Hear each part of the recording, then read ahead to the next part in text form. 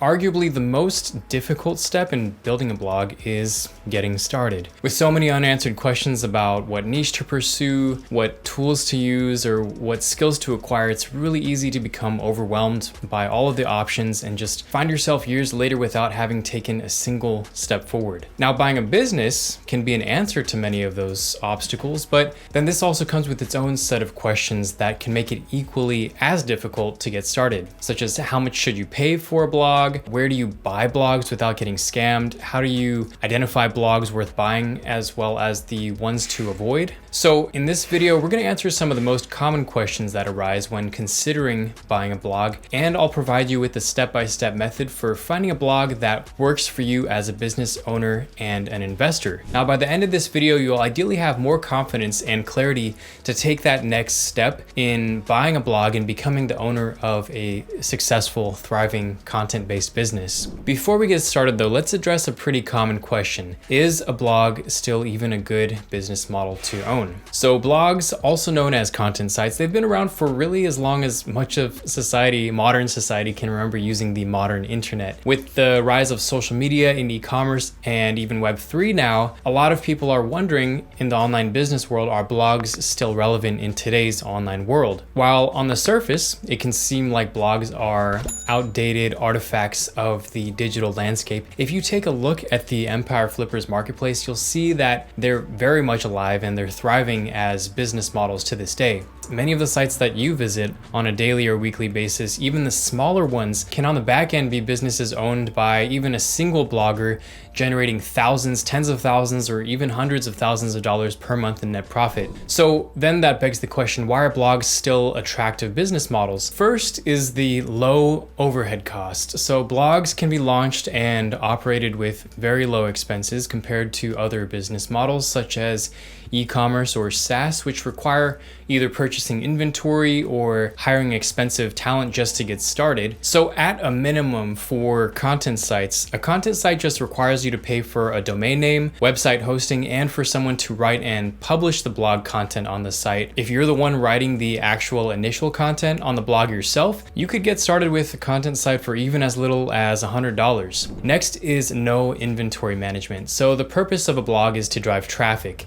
and this traffic is commonly monetized when your audience purchases other businesses' products or services. So assuming you aren't the one selling your own physical products, you won't have to manage the process of manufacturing, shipping, and fulfillment. Additionally, you won't need to worry about stocking out of inventory, which is a huge issue right now with supply chain issues or the manufacturing cost increases caused by just external factors. Next is that a content site is a potentially low maintenance and a relatively passive business model. So established blogs that are up and running with a solid foundation of content and traffic can require a pretty minimal amount of time to maintain. So especially if the content production is handled by a freelance writer, a website can really be a source of consistent and relatively passive income with very low involvement for the owner themselves. Next is that a content site can be a source of external traffic for even e-commerce stores. So whether you're selling through Amazon or a personal website, e-commerce store owners, they try to generate a higher portion of their sales organically rather than through advertising because these are unpaid sales. And blogs, they can offer an additional source of organic traffic to accomplish this. Companies acquire other businesses specifically for this purpose of increasing the sales of that original business. And this is known as the bolt-on acquisition strategy. And while this strategy originated with larger companies, it's also currently being implemented by these smaller online businesses. Next is that content sites can be flipped like real estate. So even people who build their own websites, they're actually unaware that they can sell their own sites, sometimes even for a retirement level amount of money. So similar to flipping real estate, some website owners choose to buy their websites instead of building them with the strategy of growing and then reselling them for a profit, even in as short as a few months later. Next, is it better to build or buy a blog? So a common question in this space is whether it's better to build a new blog from scratch or to buy a blog. Here are some of the primary reasons for buying blogs over building them. First is the significance significant return on investment. So online businesses are typically valued at 30 to 40x their average monthly net profit. So this means if you bought a business that consistently performed at average, it would take about 30 to 40 weeks until you saw 100% return on your investment. For example, let's say you bought a business at a 36x multiple, with the implication being that it would take 36 months or 3 years to see a full return on your investment. This would mean that you're making roughly a 33% annual return on your investment. And compare this to the alternative investments such as a high yield savings account, which might yield a 1% annual return, or an index fund, which might return a yield of about 8% annually. So as a disclaimer, online businesses, they can drop below the average performance, and sometimes for reasons that are completely outside of the business owner's control, but they can also grow exponentially as well. This is certainly not the case for all site owners, but some buyers have experienced a return on their investment within even as short as 6 to 12 months. Next, and this is a major point, and it is the time saved. Especially for a content site, driving traffic can take time. It's not uncommon for it to take months for a blog to start driving traffic, and potentially even over a year to make some decent money. So when buying a business, you're saving time and you're making a return on your investment from day one. And that leads me to my next point, which is the proven performance. So in addition to the amount of time it takes for a site to rank and start driving traffic, there's the possibility that the website doesn't rank well at all, even after a longer period of time. And this could be due to the niche selected, the competitors in the space, or just for various reasons that could ultimately mean that you've spent months or maybe even years working on a blog that isn't producing the level of income you expected. So when buying a blog, you're working with a site that has a proven history of performance. So you'll know what level of performance to expect coming into this, and ideally the performance trajectory indicating the growth potential. Next, and this is a point that's not really talked about, but it's the other assets that come with a business. So if you buy a business, you're also buying anything else that comes with it. And these might include assets such as the standard operating procedures or SOPs for all of the business tasks, the Google Analytics property,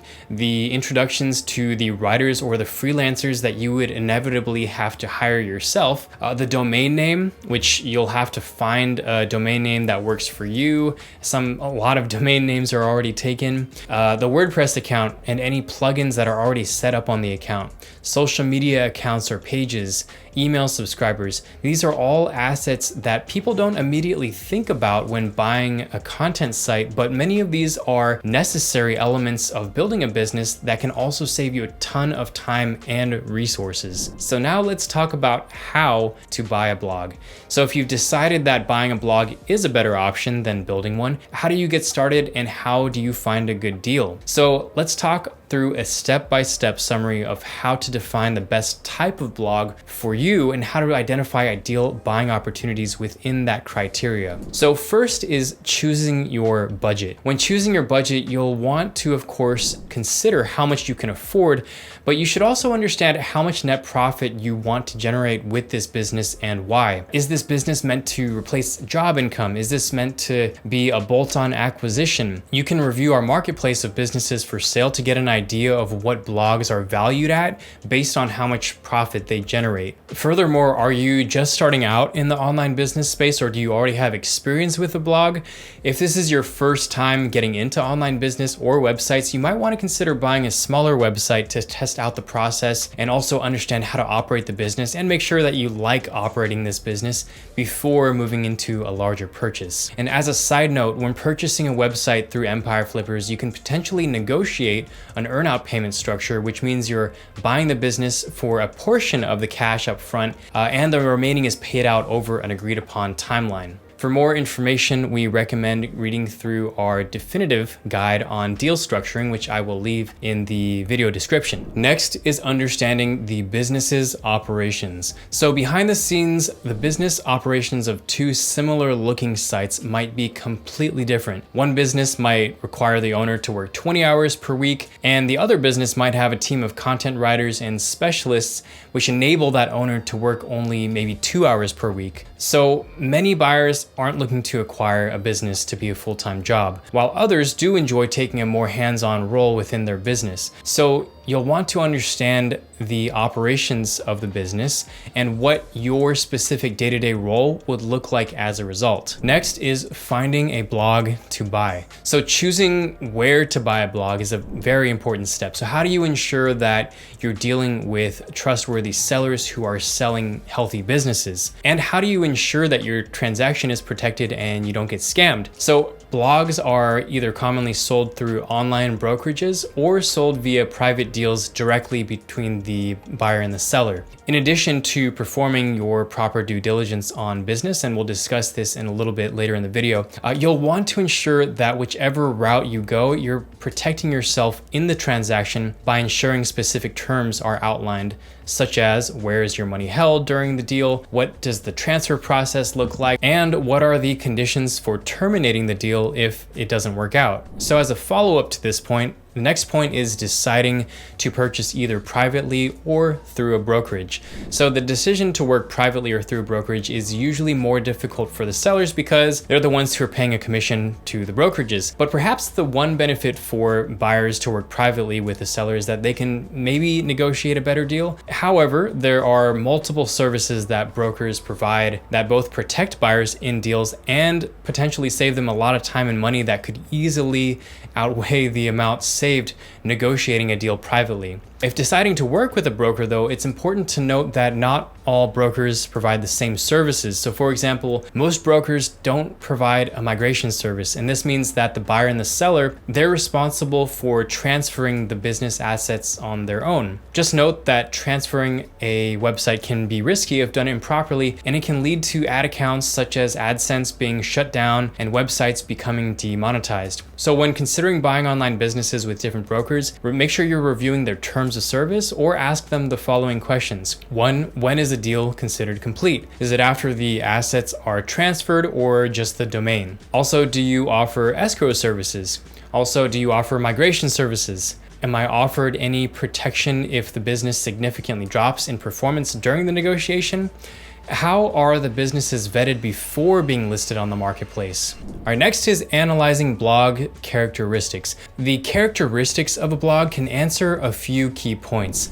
So first, if a blog is built off of a solid foundation, it's more likely to remain resilient through the inevitable Google algorithm updates. And your goal is to find a blog that's likely to continue to perform and ideally grow for years after you acquire it. Second, if a site is not fully optimized, this can also provide ideal opportunities for growth when you do acquire it. So here are a few questions to ask yourself when analyzing the strength of a blog. First, does the site contain quality content or does it look unprofessional? Second, do you find this niche interesting? Third, does the site have a strong backlink profile or is the site mentioned by other established blogs? Next, how old is the site? Does the site load quickly or slowly? Are all of the pages monetized or is there opportunity to monetize pages that are driving traffic? Does the site use a PBN, which is a private blog network, or any non-white hat SEO techniques that could potentially damage the site? Now, these are just a few points to look at, and I'll leave a link in the YouTube video description for more ideas about how to analyze a blog's characteristics and its traffic and its revenue. Next is reviewing traffic performance. So reviewing blog traffic levels and traffic sources can tell you how resilient a blog is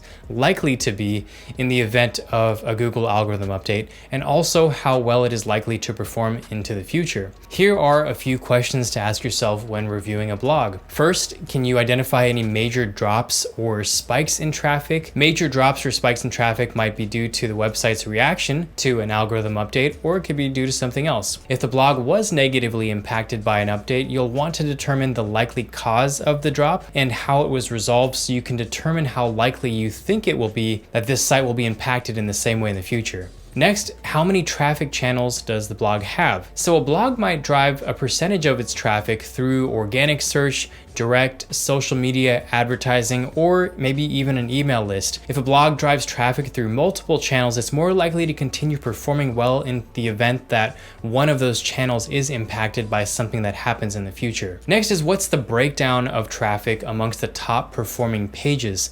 So blogs that drive A small percentage of traffic across several pages are seen as more stable investments than ones that drive a majority of their traffic through just a few pages. And the reason being, if one page is impacted, the business as a whole is less likely to be severely impacted. Number 7 is reviewing revenue performance. So similar to traffic, reviewing revenue can tell a similar story about how the business is likely to perform year over year. And here are a few questions to ask yourself when reviewing the revenue performance of a blog. So first is the revenue trajectory. Has the blog experienced a year over year increase or a decrease in revenue? Next is seasonality. Does traffic and revenue fluctuate according to months or seasons, or is revenue relatively consistent month by month? Next is drops or spikes in revenue unrelated to seasonality. So was the revenue impacted by an algorithm update, or was there any other reason for the revenue to drop or spike? Next is the number of revenue streams. So does the business generate revenue through multiple sources,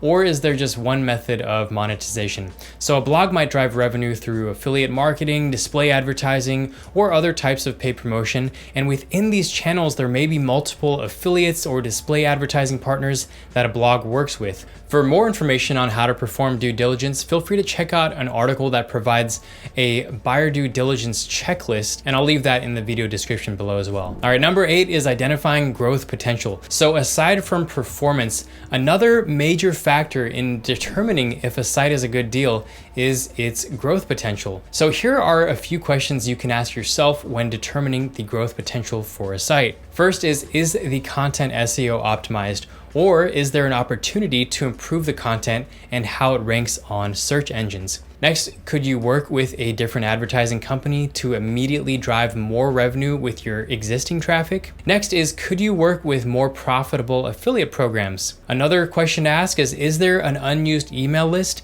And could you potentially monetize the email subscribers? Next, could you leverage the traffic to sell your own products? Next is, could you use a social media channel or channels, or create something like a podcast to increase external traffic? Sometimes you can make small changes to a business that can have exponential and immediate impact on the growth of a business. And if you identify this and execute it properly, this can help you generate a far quicker return on your investment, or potentially enable you to flip the site for a higher valuation within a really short timeline. So if you do this right, buying a blog could mean overnight access to a higher level of monthly income for you, the ability to potentially replace your job, and in the future have an asset to sell for potentially a much larger return. So using the information that we've gone through here, you should feel like you have at least a starting point for how to analyze buying opportunities on marketplaces such as Empire Flippers or privately. But using this information, it can also help to speak with somebody who's experienced in reviewing these businesses every single day. So if you're interested, you can schedule a free call with one of our business advisors, and you don't have to buy a business, but you can just discuss